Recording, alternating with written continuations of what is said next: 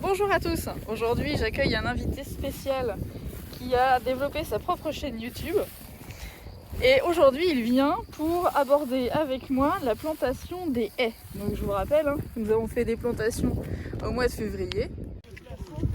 Allez Jamy. Allez, hop, merci, c'est bon. Tac. Regardez comment on les bichonne ces arbres. Au chaud. Donc là on voit une haie ici, alors elles sont pas encore protégées parce que comme les poules sortent pas pour le moment, on prend encore le temps de faire ce travail là, ce dernier travail on va dire.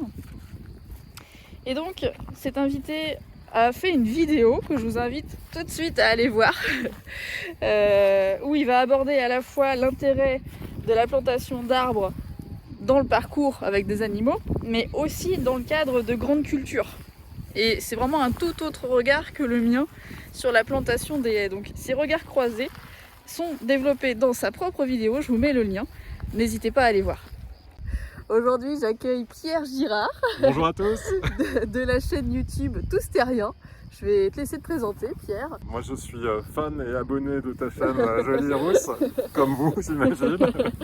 Et je suis journaliste et j'ai créé ma chaîne YouTube justement pour parler d'agriculture différemment parce que j'avais l'impression voilà, qu'on avait une petite tendance, un petit biais en tant que journaliste à aller voir beaucoup les problèmes que suscitait l'élevage et l'agriculture. C'est important qu'on le fasse, c'est hyper important, mais à oublier parfois un peu trop les solutions que proposent les agricultrices et les agriculteurs. Et donc j'avais super envie de venir voir des gens comme toi qui proposent avec passion des solutions là pour planter des haies par exemple. Ouais. Voilà. Ouais.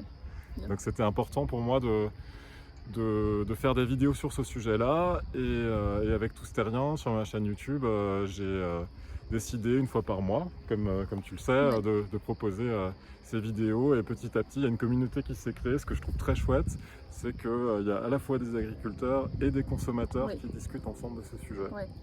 Donc en fait un de tes objectifs c'est de pouvoir continuer à créer du lien, parce que je pense pas que ce soit rompu à un moment donné, mais en tout cas continuer à créer du lien entre les producteurs, les consommateurs.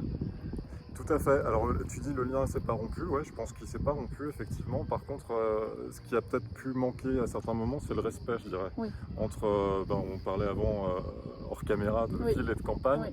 On a un peu beaucoup de préjugés les uns sur les autres. Et moi j'avais envie justement de rétablir plus que le lien, le respect entre les deux.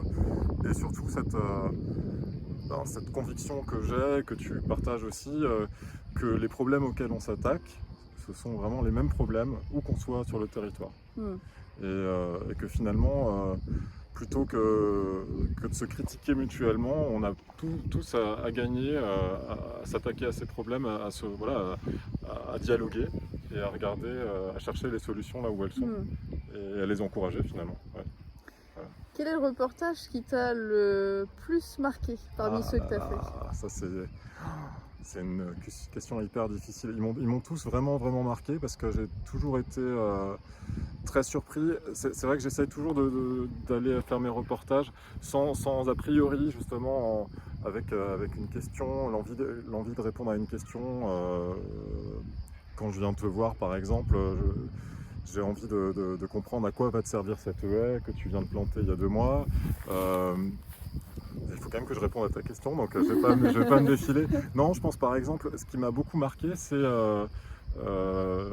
l'hiver dernier quand je suis allé faire mon reportage Pays Basque chez 2 éleveuses de foie gras.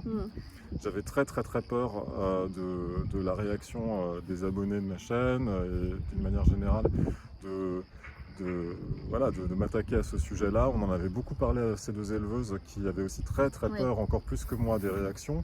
Donc je savais que j'avais une responsabilité énorme en tant que journaliste m'attaquant à ce sujet-là pour les personnes qui allaient voir cette vidéo et pour les personnes à qui je rendais visite.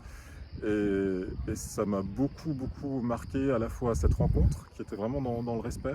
On a pris beaucoup plus de temps de réfléchir à ce qu'on allait montrer. Finalement, on a décidé ensemble, dans le dialogue, de montrer tout ce qu'on avait vu ensemble. Et puis, ça m'a beaucoup touché aussi la réaction, les réactions très constructives qu'on a eues après dans les commentaires autour de ce sujet. C'est à la fois on touche à ce que c'est que d'être paysan, à ce que c'est que de travailler avec les animaux, avec la terre, avec des traditions, qui sont parfois en contradiction avec les attentes sociétales. Voilà, et c'est deux personnes très engagées, très proches de ces traditions et qui ont envie en même temps de créer quelque chose de nouveau et de faire quelque chose, de perpétuer quelque chose dont elles sont fières, tout en se posant des questions et en se remettant en cause. Et c'est très, voilà, c'est très touchant et ça m'étonne pas du tout que ça ait touché les abonnés de la chaîne. Voilà. Bien.